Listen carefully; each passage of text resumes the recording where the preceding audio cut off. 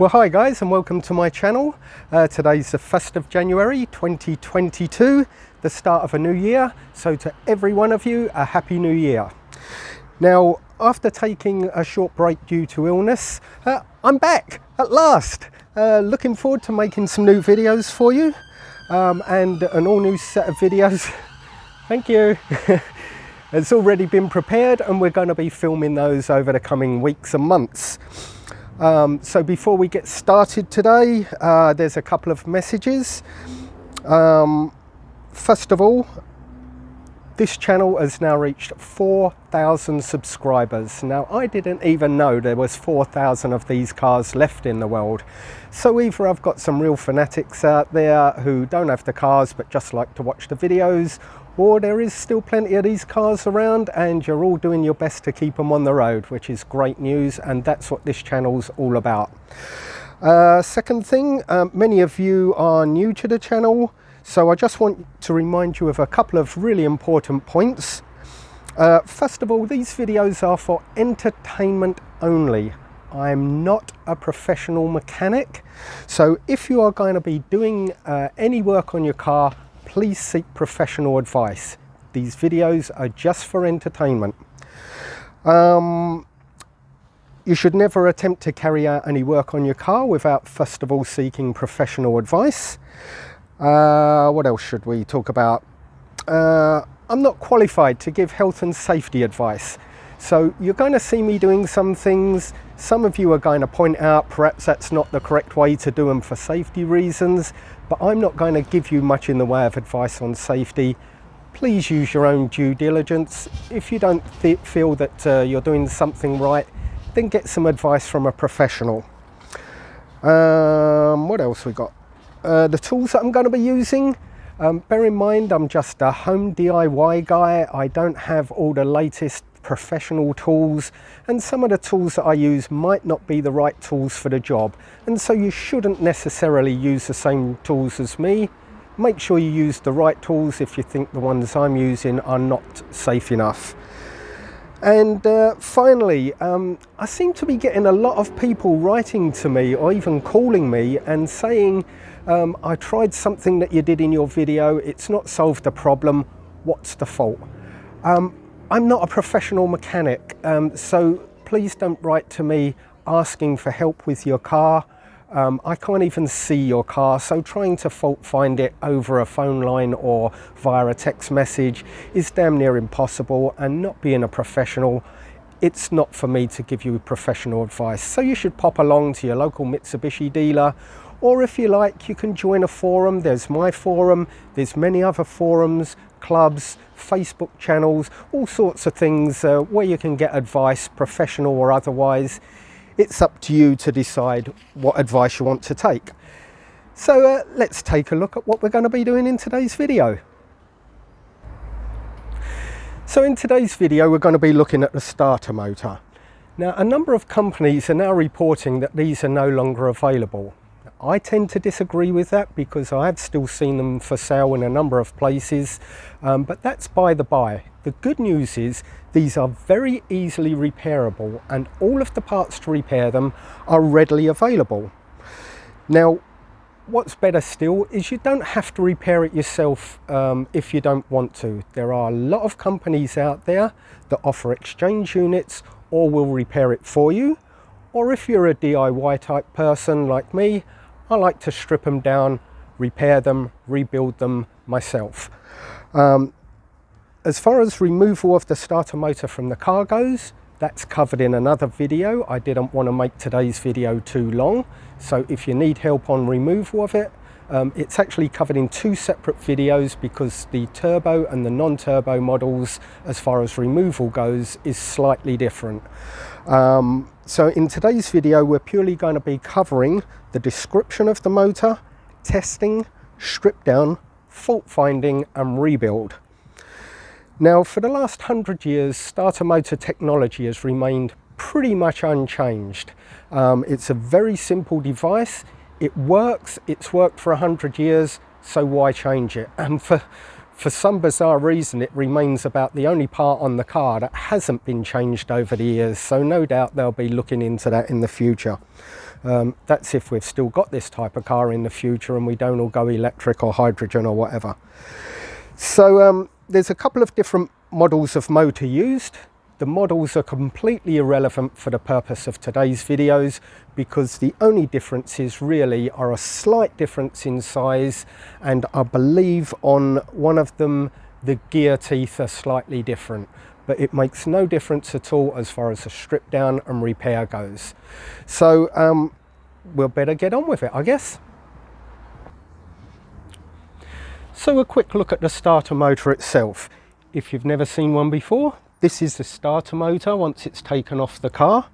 It comprises of two separate parts which link together to make the thing work in its entirety. First part is this big cylinder here. This is a standard DC motor. Nothing new or miraculous about it. It's the same type of thing as used in your vacuum cleaner and a hair dryer and a whole bunch of other things. It's just a regular DC motor. On this side we've got a smaller cylinder, and this carries out two jobs. It's a solenoid, and if we take one off, you'll see that you have a piston type thing here on a spring. When the solenoid is energized, it will pull this in very quickly and very loudly to engage this cog with the flywheel on the clutch, and also is a switch between these two pins.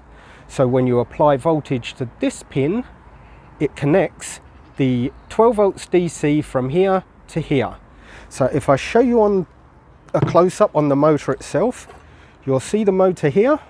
It gets its ground from the ground wire going to the engine, and its live wire is this one here. Now when it's on the car, there is 12 volts DC connected to this pin all the time, and you should remember this because the starter motor is the part of the car that is always live, and if you're going to be messing around with this, you must always disconnect the battery first. It's a very powerful device. If you get your fingers in there at the wrong time, you're going to lose your fingers. If the car's not off the road, or if it's still in gear and you attempt to start this, then the car's going to go off dragging you down the road. So please be very careful. Always disconnect your battery before you mess around with this thing. So as you can see, I've got a live wire going there, and yet the motor is doing nothing whatsoever.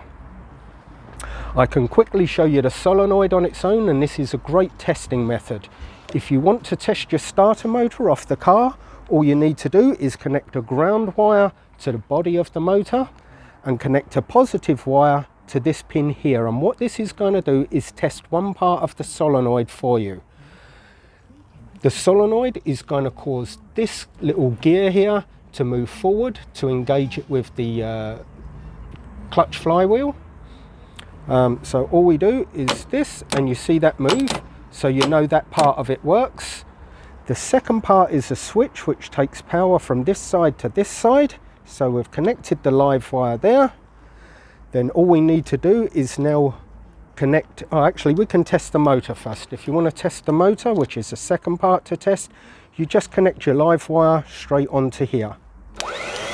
And you see your motor is turning. So now we've totally eliminated any fault with the motor. We've seen the gear move and we've seen the motor rotate, so we know the motor's okay. So the only thing left to test is the switch that goes across here. So we connect our live wire back on there. We need a live to here, so I've just made up a simple wire which we connect onto there. And all we've now got to do is connect this to a live point of the battery. So I'm going to just take here for simplicity. The sparks you're going to see, you don't need to worry about, but please make sure you're not near any spilt fuel or any gases or anything, because you could ignite them. But the sparks themselves are quite harmless, and it's low voltage, so it's not going to do any damage to you. So when we now touch on the live wire, it should A, test this switch, check that it's sending power across to the motor, and B, it will trigger this. So here we go. There we go, motor works and it triggers.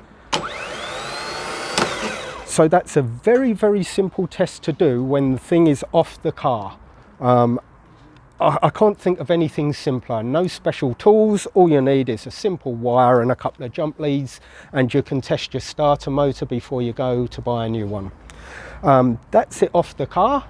We'll have a quick look at it on the car, because there's a couple of things I want to show you that can make fault finding much simpler.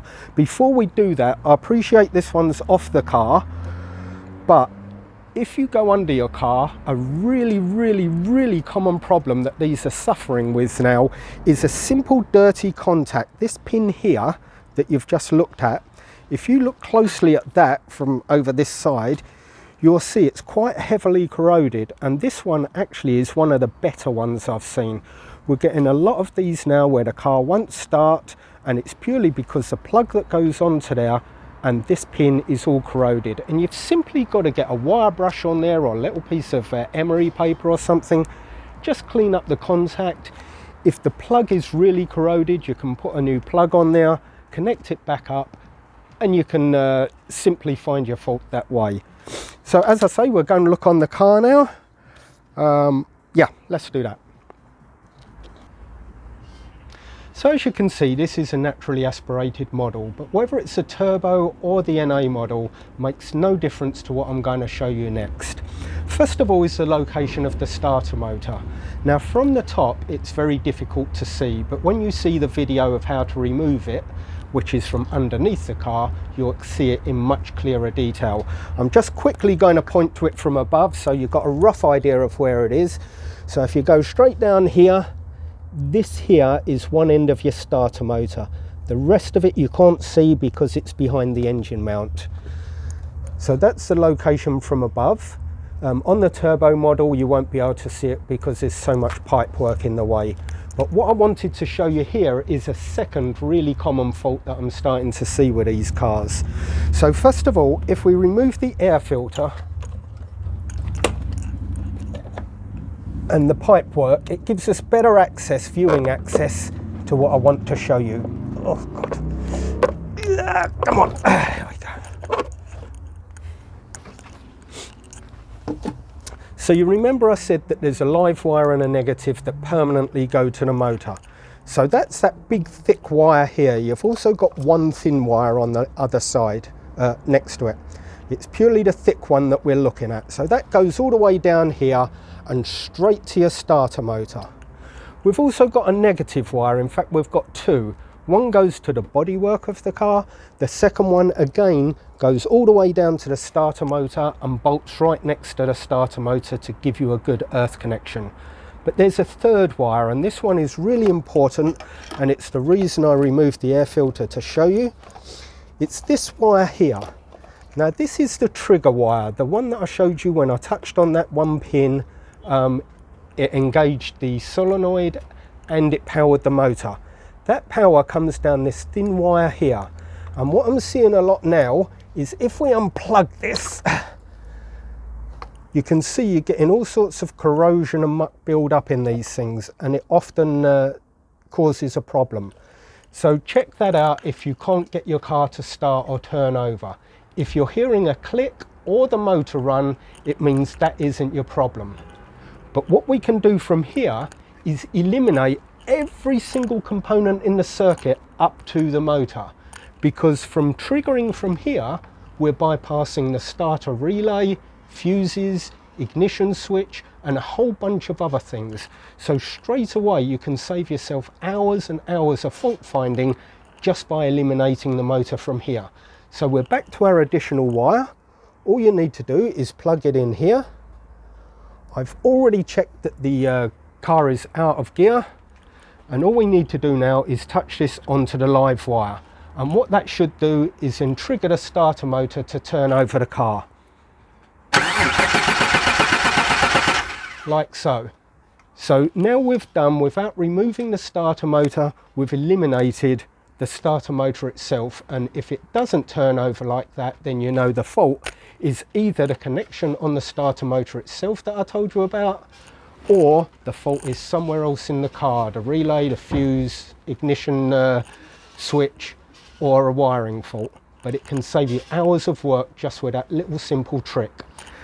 Now let's look at the starter motor. Now, depending on what you're planning on doing with your starter motor, you're going to need different tools. This is just a small selection of what you may need, and this is going to cover everything that I need to do today. So we've got a simple pick tool. You'll see what that's for as we go along. You're going to need a wrench. It doesn't have to be the 1/4 inch, it can be 3/8 or whatever you like really. And you're going to need an 8mm socket piece and a 12mm socket piece for the job. In addition to that, you're going to need a pair of pliers or cutters or something to grip hold of something really tight and small, perhaps a needle nose set of pliers, but I prefer these because the piece we're going to grab hold of is quite heavily sprung, and this just gives us a better grip. You're going to need a tray if you're going to clean up your motor before stripping it down, putting it back together, whatever. And you're going to need some cleaning solution. Brake parts cleaner works really well because it evaporates and doesn't leave anything inside the motor that you don't want in there. You're going to need some grease to reassemble it, and you're going to need just 2 screwdrivers. Now, 2 for a special reason. The length is irrelevant, I just like to use a nice long one because it gives a really good grip. But one is a standard Phillips type head, the other one is a much bigger head. Now this is really important, and I'm always telling people, always try to use the right screwdriver for the job. Let me just quickly demonstrate. You'll see there's a screw here, and this particular screwdriver fits really tight into the head. But this one will not fit in at all, it's totally the wrong size. But if we turn the motor over, we've got another Phillips screw here. If we use the same small screwdriver, it wobbles and slips in that head and won't give a really good grip.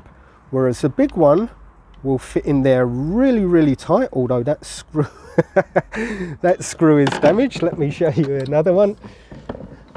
Oh, live video, you can't beat it. Okay, so this one fits really tight in there, and that's going to give us a really good purchase. Now these 2 screws are always done up extremely tight and may even have thread lock on them. So you're going to have to use a lot of force to get those to undo. And I'm guessing that's what's happened here. Someone's used the wrong screwdriver to try to undo them, and they've simply rounded off the head of the screw. So we're going to use the correct screwdriver for the job. And that's all the tools you're going to need. So, sorry, one more. For testing of some of the component parts inside, a test meter can be quite useful. And that's it. Oh, no, one more. A hammer. May well help. I'll show you what that's for as we go along. That's it now. Let's strip one of these things down.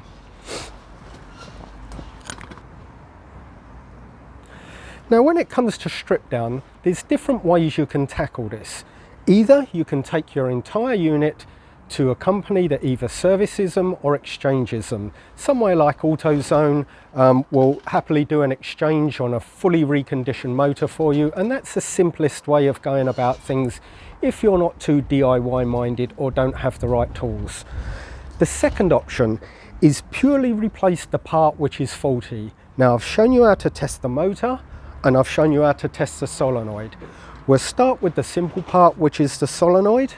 And I've shown you, you can buy these straight off the shelf, replacement ones, readily available, very cheap in comparison to a complete new unit or a serviced unit. So to remove the solenoid is quite simple.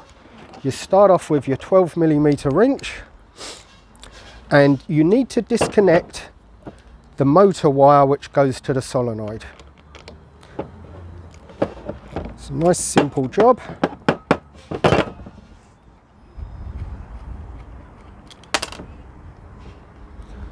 Now, I've noticed on these, depending on if they've been rebuilt before or they're standard factory ones straight off the car, you're going to get different washer or nut assortments. It's completely irrelevant as long as it holds the wire on tightly. So put that safely out the way. Now we've just got 2 screws to undo. Now these are really important. As I've already said, they're normally done up really tight. So I'm going to show you a little method to try and loosen them without the risk of rounding them off. So you're going to need a heavy piece of rag, you're going to need the correct screwdriver, and you're going to need a hammer. Put the motor onto the floor on the rag to stop damage to the back of the motor. Position it between your legs so you've got a really good grip to stop it moving. And if you get your screwdriver in the hole and hit it really hard and firmly on the head. Now, health and safety, I know I said I won't give health and safety advice. You have to be aware. I know this screwdriver normally says it, but not, oh yes it does. Do not use as a chisel or hit it with a hammer, etc, etc. I don't listen to that, I'm terrible. Don't copy what I do. Just simply bash a screw on the head once, and what that normally does is breaks anything inside that's locking up, like any corrosion on a thread. It'll break the rust. Then before trying to undo it, try doing it up. You'll normally find it will move a tiny fraction if you try doing it up. There we go. Once you've gone to do it up a bit, you'll then find it will undo much easier, like so. That's the first one. We'll do the same with the second one.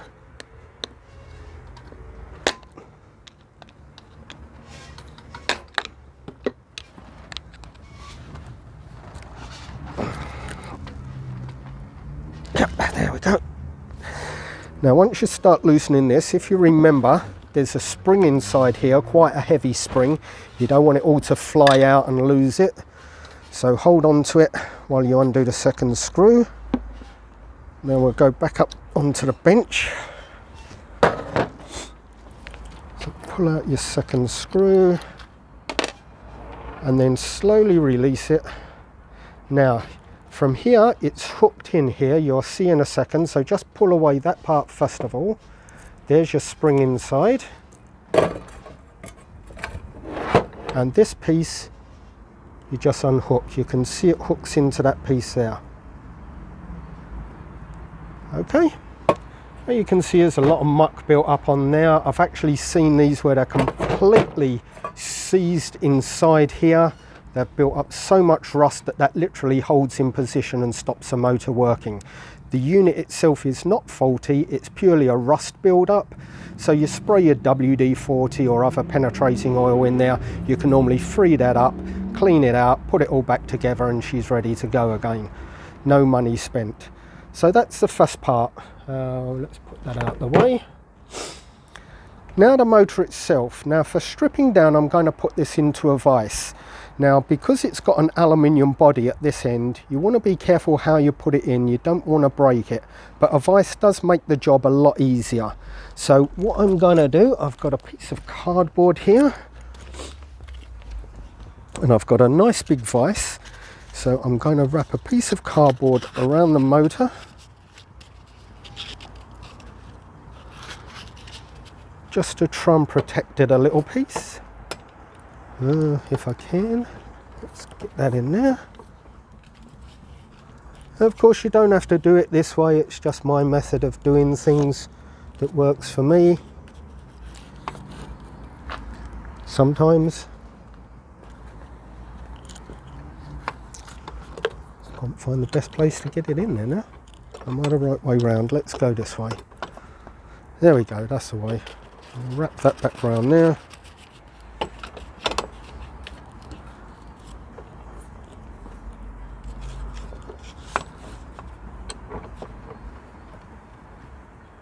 That just holds it securely for us. You don't have to do it up really tight. So we're going to start off, first of all, these two screws here. These actually hold the motor brushes inside, and I'll show those to you in a second. So again, these are pretty tight. Do them up a bit first, there we go, and then undo. That's one.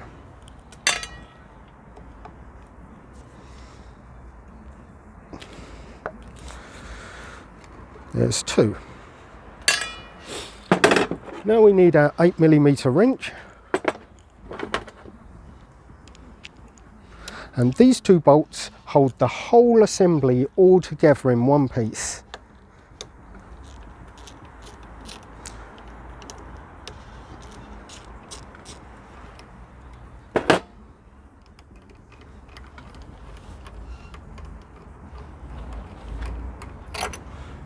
Nice long bolt that goes the whole way through. That's 2. It's really weird, 1st of January, and Britain is presently having the highest ever recorded temperature for a December/January. But now the sun's gone down, I'm actually feeling quite cold. So now what we need to do, on this side you've got the power cable coming out and a rubber sleeve that holds it. You're going to hold the sleeve down while you work this end piece upwards. What we don't want to do is take the whole lot together. Okay, that's purely the end cap. We can put that out the way. Now this here is the brush assembly. Now I'm going to show you one of these off the motor and why I'm trying to be careful.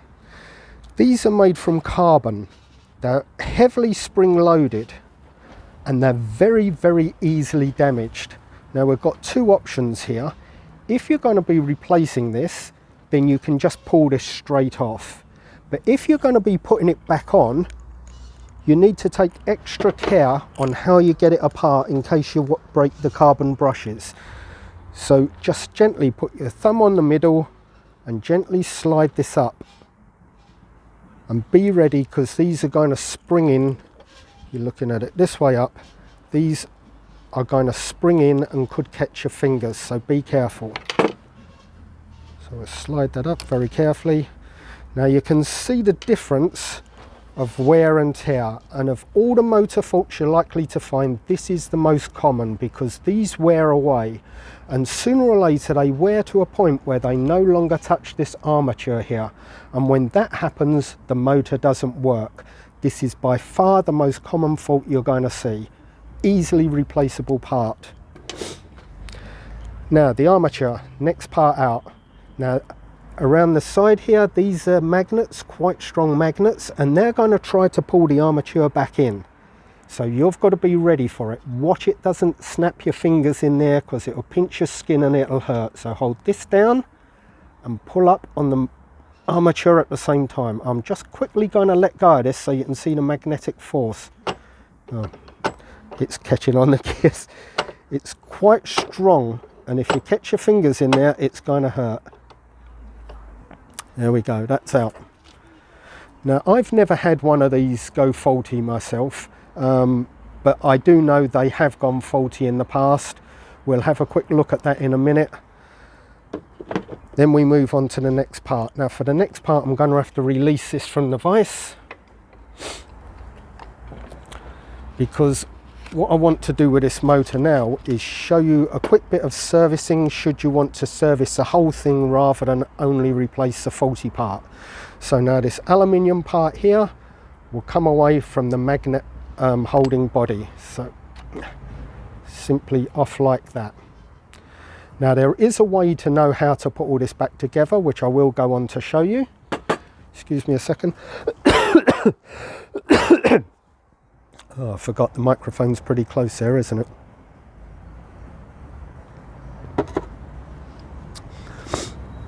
Now we've got 3 gear wheels. Take those out.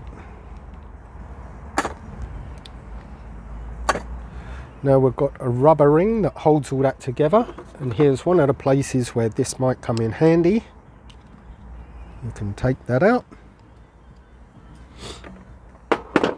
Now note for yourself, in the middle there is a ball bearing. You do not want to lose that ball bearing. It's very important. Now we've got this rubber piece here. Simply pulls out. Then you've got this metal disc here. Another part you don't want to lose. And now we can pull this middle piece out.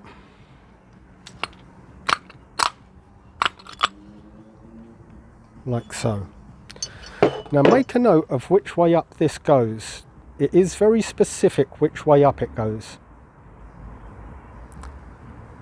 And we'll just check on that ball bearing right there. We'll put that in there so we don't lose it. And now we can put this assembly there as well. And then that's all we're left with. Now as far as cleaning goes, just let me clean myself first, I think. Where's my rag? Oh.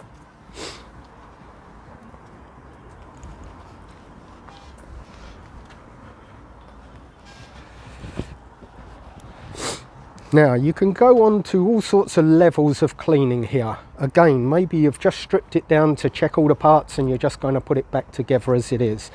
But I'd recommend, while you've stripped it down, it's a great opportunity to just check the whole thing over, clean it up, put it back together, maybe replace a few parts to make sure it's going to see you for many more years to come.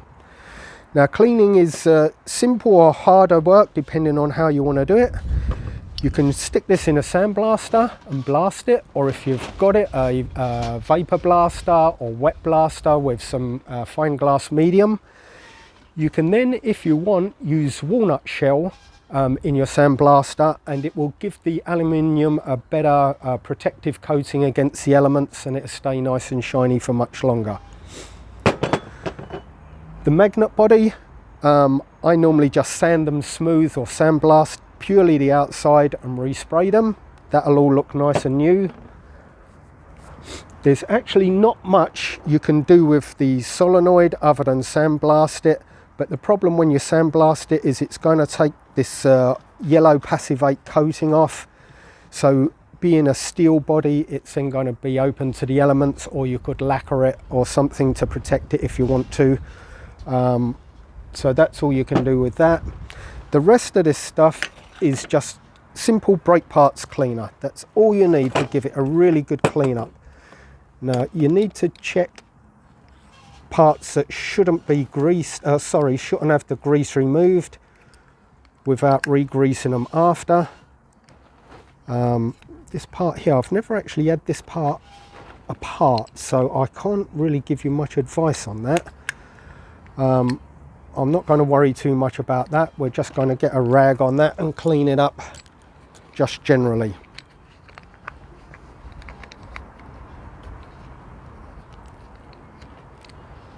Just get any muck off. There's nothing to stop you using a piece of cleaner on it.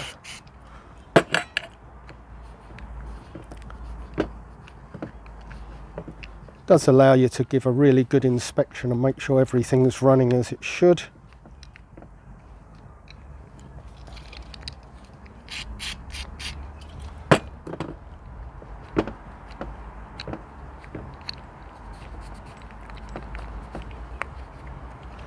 And of course the grease with age tends to go really hard and tacky, so we can get some of that off as well and put on fresh grease.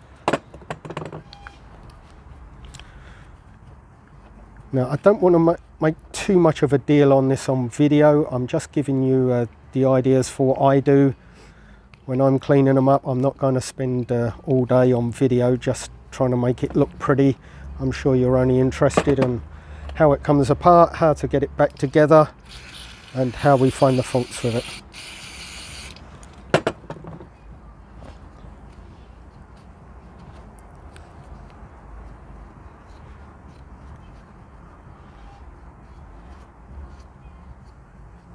Now, I'm sure when you do yours, you're going to spend a lot of time on making sure every bit of it's nice and clean. You can use a brush as well.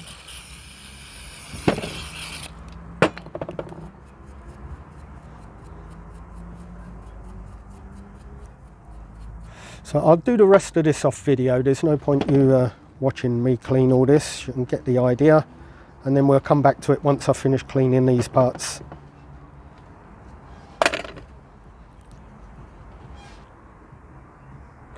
So as well as giving a very quick clean to some of these component parts, there's another part we need to take care of and look at.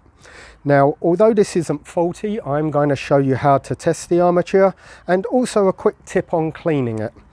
Now, you can see here there's copper wires. Each of the copper wires goes to one of these connectors here. And normally, often when you take these apart, they're really filthy and there's all sorts of grease and muck around there, which in turn causes the brushes to burn out quicker. So to clean those off, we're going to do two things. First of all, remove as much of the grease as possible with the brake cleaner and a quick wipe over. Then the next thing we're going to do, in fact those have come up beautifully, is use a piece of this. We call it Scotch-Brite in this country. It's very, very mildly abrasive, and it allows us to just clean off any muck from there to give a nice clean connection. There should not be any grease or dirt or muck or anything built up on there, because you're going to stop the good connection. And when you get a bad connection, you're also going to get sparking, which is arcing, which in turn will burn away all the connectors. So just give that a quick clean up, like so. Now to test this is really simple. You're going to need your test meter. You don't need any special skills for this. Just put it onto a thing that says tone, or you can use resistance if you want. But the tone is nice and easy because you don't have to watch the display. The chances of the resistance being wrong is pretty remote. There's two tests you need to make. One is to the metal part of the body, and then to any one of these, and you should not hear any tone at all. If you do, there's a fault. The next one you need to do is between the two connections, and you should hear a tone for this. And you just go from one to the next, and every single one should give you a tone. If you don't get a tone, then it's faulty and you need to replace it. Again, this part is readily available to replace. So I think that's about it. This one here I have sandblasted, so it gives you an idea of how well they come up if you spend a bit of time. However, this is not for this model of starter motor. Despite looking almost identical, they are slightly different, so we can't use that one today. So we'll put that away, out the way. So let's now look at putting it all back together. First thing we need to do is get this in. Before putting it in, we're just going to put a little piece of grease around the end there. If I can get to some grease. Put a little bit around the shaft so that all slides nice and easy. You don't need to pack it in, it's simply enough lubricant to allow it all to move nice and easy, like so. It rotates up and down. Now we're going to drop that into here. You'll notice as well there is a couple of bits sticking out and a couple of grooves, one on each side. The grooves line up with the screw holes, like so. Drop that in there. Now we'll get some more grease to put around all these gears here.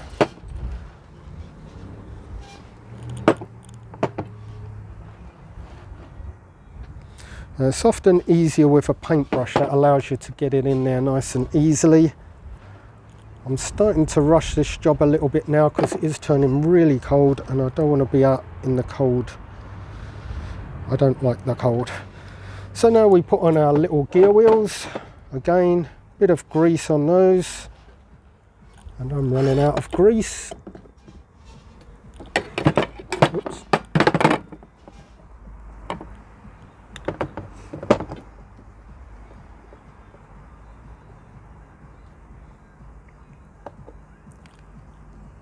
That in there. And my fingers are not working.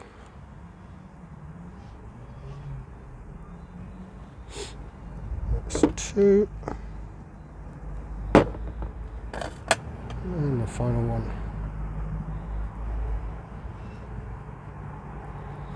Three. Just going to clean some of this muck off.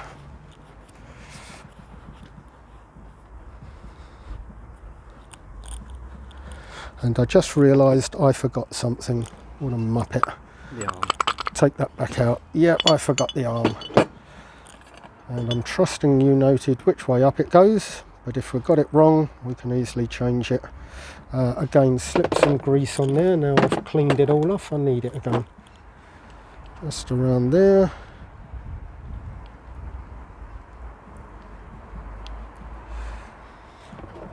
So, which way up was it? Shall we try that way first?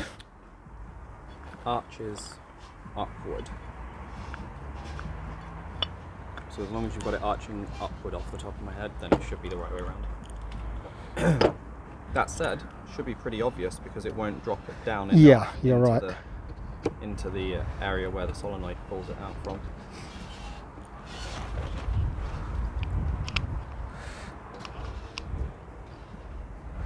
Yep, that looks about it.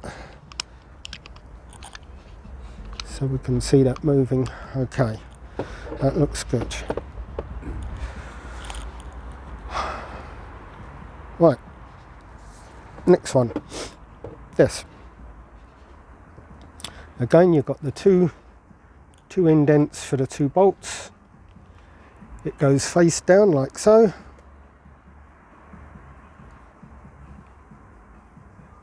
And that should push all the way down.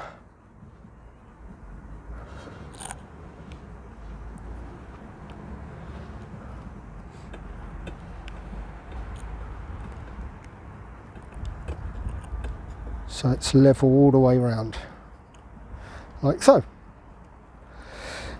Now we have 2 things actually. We've got this metal disc here. Again, a good bit of grease on there. Just on one side. That just allows that to ride without any friction. Now we've got this rubber piece, grooves down the side, so it slides in like so, and this has to push all the way down nice and hard. Now I've just got to take a quick break and we'll come back to that. Okay, so for the remaining part I'm now going to put it back into the vise. It makes it a lot easier to handle. Cardboard. Yeah, I'm going to skip the cardboard this time. I'm not going to put it in very tight. As I say, don't do as I do all the time. Okay, so that'll hold it in place. Now we need the magnet body. Check there's no lumps of metal, iron filings or any other muck that's built up in there, which is quite often, because that will wear away your armature in the middle. So we'll just clean that out. There's no grease or anything involved in there. Now you see we've got 2 pins that stick out here. These are quite important because they tell us where to locate it, which is either side of this piece of rubber up the side here. And you'll find that it will drop in. You'll feel it click into place, like so. Now we've got the armature, and really importantly, oh, something else I forgot to mention on the armature, we cleaned it up a bit, but sometimes you get metal filings build up in these grooves, and that's what this little pick tool was for. That allows you to just scrape any muck out of the groove. Be careful not to damage any of the copper plate, and you can just use that to gently scrape any muck out. This one's pretty clean though, so I'm not too worried about it.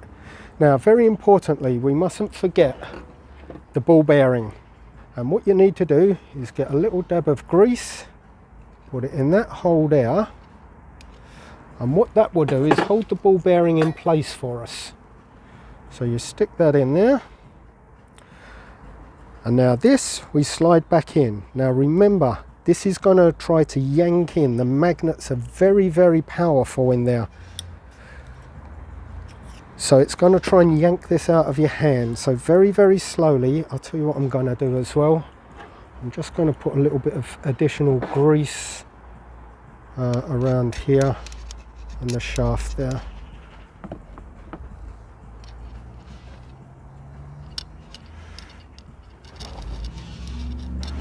Perhaps not the best tool for the job, but it's working for me. So nice and slowly, watch your fingers. Now it's going to catch on the gears that are at the bottom, so we've just got to gently turn it until it drops into place, like so. There we go, nice and easy. Right, now comes the tricky part. Now as you see earlier, these brushes are significantly worn, and I'm not going to waste my time putting the old ones back in, knowing that in a very short time that will need servicing and replacing. So I'm going to put in a brand new one. These are very cheap to buy, nice easy repairable part, so we're going to put these in. Now you can't hold, these springs are so tight you cannot possibly hold all 4 out at the same time. Some of these, when you buy them, come with a metal ring that is already holding them apart, but Cardboard. these ones don't. We've had cardboard ones as well. Cardboard? Yep. Holding those out? Yep. Oh, like a tight cardboard packed thing. Yeah. Packed really tight, okay. So what we're going to do now, I like to use a little pair of cutters. You might want to use long nose pliers or something. And I'm going to grip onto this part of the spring, pull the spring out over the top of the brush, and then rest it back down on the top of the brush like so. That holds the brush all the way out. Again for this one. 2.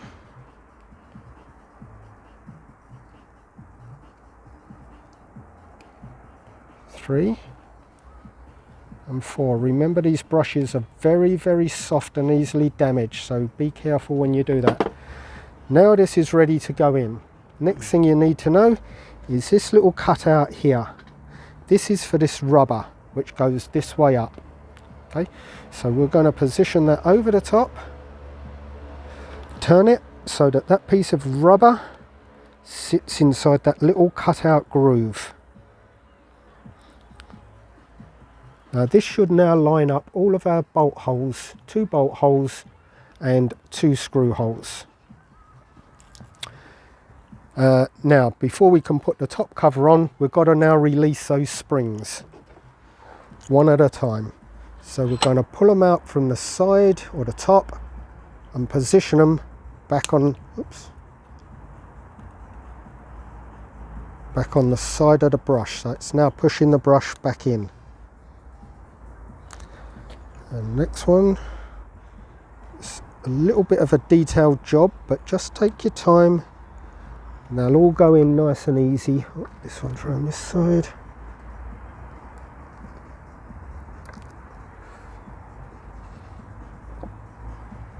That's 3. Final one down there. 4. Just pull the spring up so it's all central and sits nice.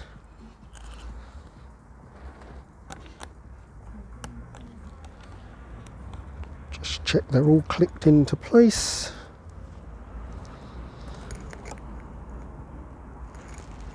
Okay, that feels good. Get that rubber back in. Okay, we're on the home straight now. Next part, the top cover. We've got this cut out here, which goes on this rubber here. We're just going to slide that down in there. Oh, I should mention as well, do not put any grease in here. This is a special metal that doesn't require any grease, and if you put grease in there, all that's going to happen is it's going to fly out onto the brushes and armature, and then you've got to strip it all down again. So here we go, nice and slowly down. I'm missing something, there we go. So wriggle that down into place, nice. Now finally we can just use our pick tool just to make sure those holes line up.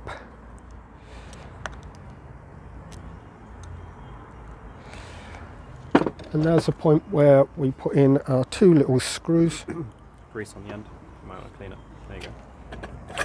The 2 little screws will now pull the brushes up into position.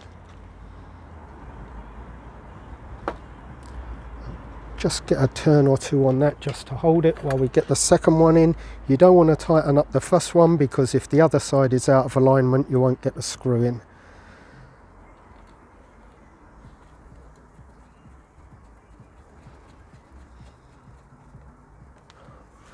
Do this up nice and tight.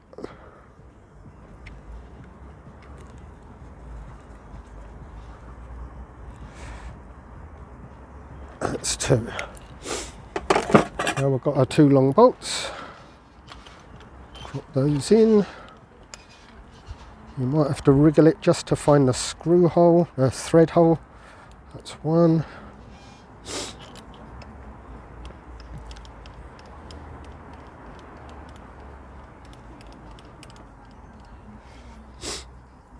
And that's 2. them up finger tight first.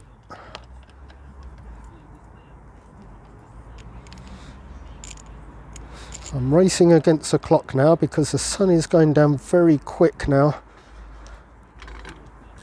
and I want to get this done before we lose daylight. That's 2. Okay, now all we've got left is the solenoid.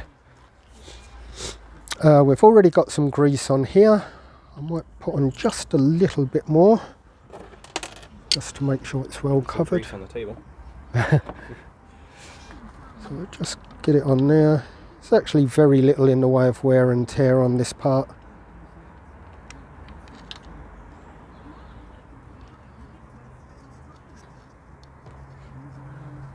As far as I'm aware, you do not need to grease this shaft at all. Spring is in there, so we'll get this one on first. I do hope we got that arm round the right way. I'm thinking we didn't now. Well, the solenoid pulls inward. So if you pull that arm up,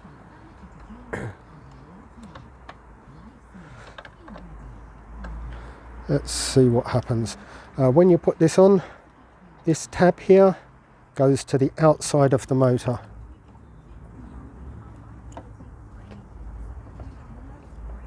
And we're going to have to take the motor out of the vise, turn it over,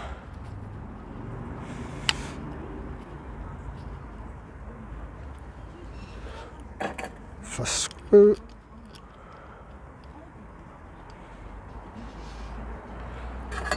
second screw, and the missing screwdriver down there.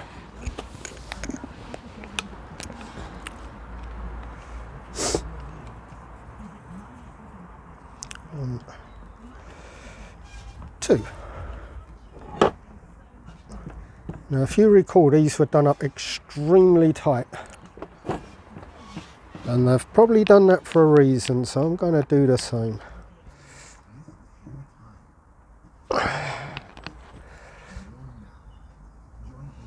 That's 2. And finally, we've got to stick our live wire back on. That goes this way round, and this one had a couple of washers.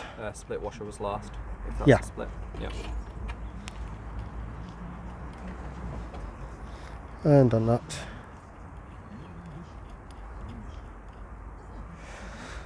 And 12mm wrench.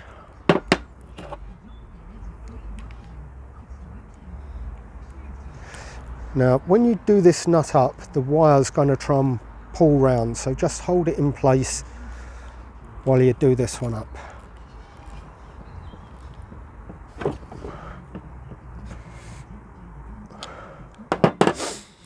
Okay, rebuilt. Shall we test it? See if I got it right. I got a funny feeling I didn't get it right, because that should be in. So shall we take it apart and read this? Okay, cut that, we'll start again. No, we'll not start again, because what I do want people to see is that I don't always get it right. We all make mistakes. I don't know everything. In fact, I don't know a lot of things. So what I'm going to do now is take that apart, put that arm back up the right way and reassemble it, and then we'll test it. Nothing's cut. You all get to see the real thing exactly as it is in the real world. And don't ever think that any shop that you go to or anything like that always gets it right. You just don't get to see their mistakes. So it's almost as if they put a little plate there for putting it in a vise. Yeah, not all of them have that though. So we'll cut the video while I just quickly turn that arm around, and then we'll come back for testing.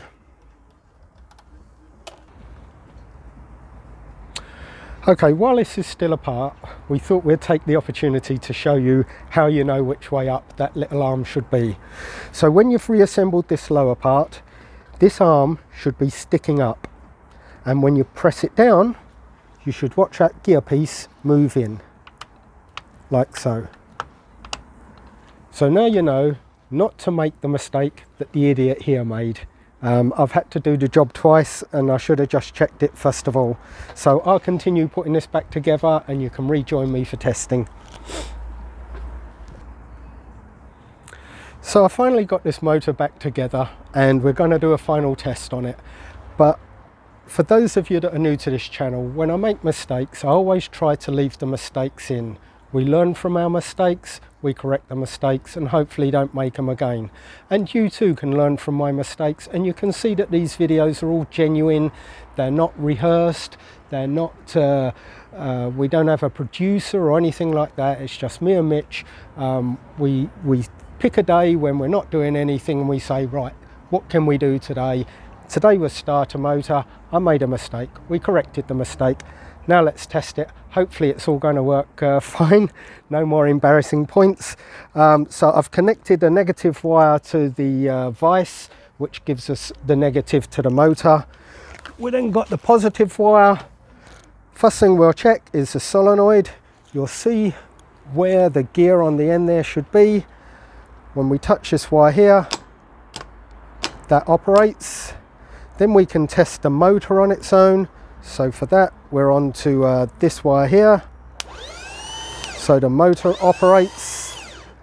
And now if we want to test both, we connect onto the other terminal there. Let's just make sure I don't short onto anything. And then we'll need this extra wire here on there. Just another quick thing I mentioned about these terminals giving a problem. So we'll give that a quick wipe down.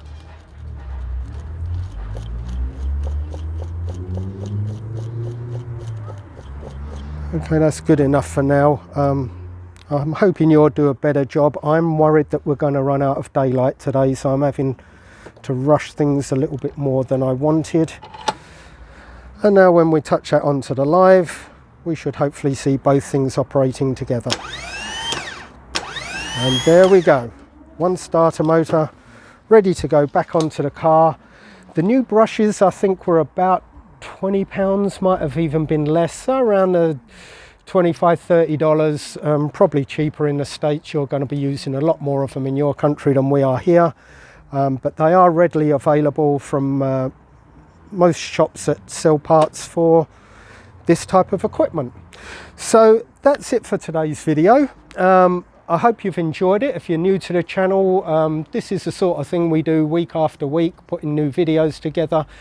Just gives you an idea of what the man at home, and I'm literally the man at home who's perhaps spent a little bit too much money and been a little bit sad in investing in these cars, but I do love them and we want to see them go on for years to come, so I spend a lot of time restoring them for my own pleasure.